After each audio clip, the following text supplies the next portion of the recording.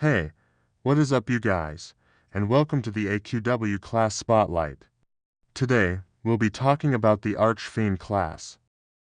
This class is surprisingly easy to get nowadays. Thanks to years of nerfs to Nulgth farming, most of the resources you need can now be obtained with just gold and a bit of luck at Swindle's wheel or merge shop. Just grab some gold, spin the wheel, and feel the rain of ton of Nulgth resources onto your face, so there will be no more begging others to show their Nulgth quest pet in Yulgr, and endless hours of farming totems or tearing your hair out over random drops. But that doesn't mean Nulgth pet quest farming are bad. They are still worth it since they can drop you blood gem that Swindle's wheel can't drop. The quest is also more simplified than what you know years ago. And the drop rate is not always that bad though. As you can see here, it gives the most valuable drop ever for me, which is just unidentified 10. What an absolutely beautiful drop. To get the class, head over to Tercestrusislislisisnotleam and interact with Oblivion, the NPC on the main screen. Then, simply select Archfiend, and you'll be able to access the merge shop to create the class.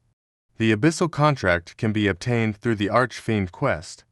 The quest isn't complicated, especially if you've got a ton of gold ready. Just visit Swindle, and you can buy 2 of the required items for gold. As for the rest, you can check the wiki. I promise, it's not going to be difficult, but hey, if you are Jeff Bezos, you can just buy the class directly with adventure coins. No farming needed. For build for beginner, I would recommend full luck. In this way you can get a lot of crit chance, which means more damage. If you have unlocked Awe enhancement, you can use Spiral Carve for more DPS or Oblast if you want to support your party. It's all depend on your preferences. And for endgame, I would recommend using Dauntless for this class. This will boost your second skill damage, which will be very good for farming.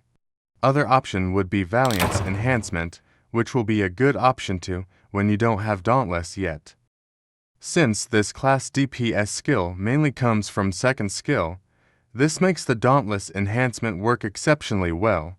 Also, your second skill will grant you crit chance stacks up to 40%. Also, thanks to Dauntless Lifesteal passive, it makes this class could survive even better in a tough farming spot. Then, if you want more damage, you can maximize it by using Anima Helmet and Vainglory Cape or even Lament Cape, which will work too. For combo, if you are asking, you don't need combo for farming with this build. You just want to start with 4th skill to pre-buff and then use spam skill 2 and 3. 4th skill will buff you and 7 nearby allies, increasing 120% critical damage for 8 seconds.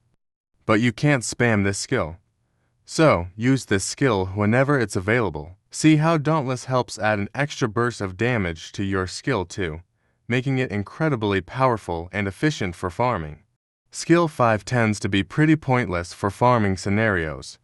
Every time you cast it, you lose all of your crit chance stacks, which are crucial for quick and efficient clearing.